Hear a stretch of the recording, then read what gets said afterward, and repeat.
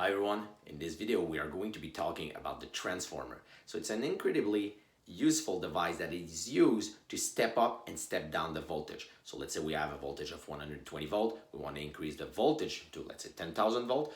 Well, this device enables us to do so. So let's have a look at the basic functioning of this device.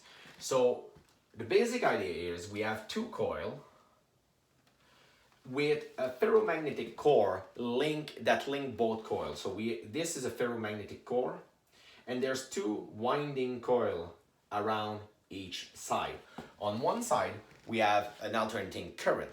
And what's happening is, since there's an alternating voltage, and here there's a coil, or the equivalent of a solenoid, there will be a change in the flux inside. And since they are both connected, these two coils are connected, the change in the flux on that side will be identical to the change of the flux on this side. So both sides will share the same change in magnetic flux. Okay, so let's see what that means.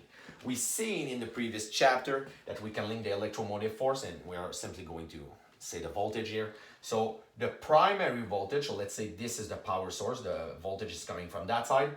This will be the primary coil, and this one will be the secondary, so it's where the voltage get out basically.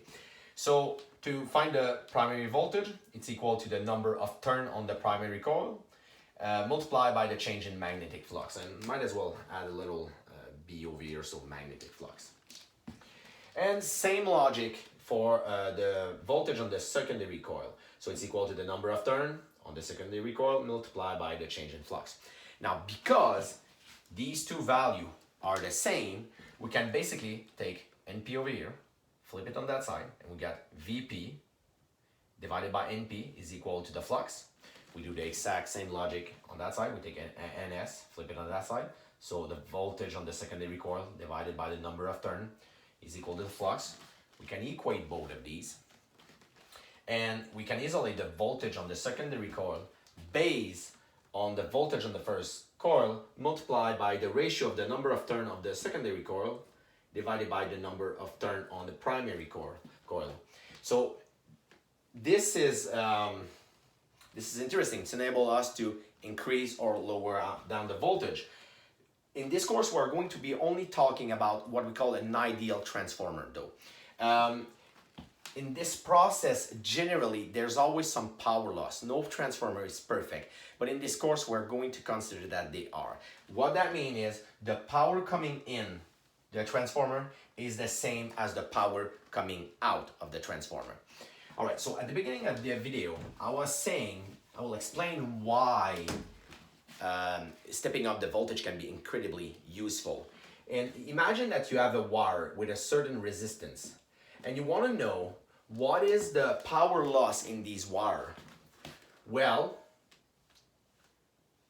the power loss will be equal to the current square multiplied by the resistance. It is also equal to the voltage multiplied by the current. So you want to minimize the current if you want to minimize the power loss. Well, since the power in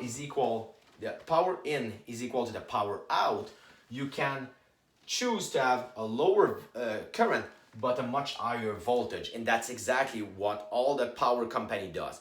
They step up the voltage to 500,000 volt, so they minimize the power loss. When they get near the city, they lower it to 10,000 volt, and when they get near your house, they lower them to 120 volt, which is useful.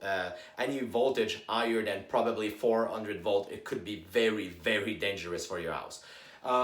Okay, so that's it for the introduction to the transformer. In the next video, we're going to combine everything we talked about, and we're going to solve some interesting problem. All right, see you in the next video.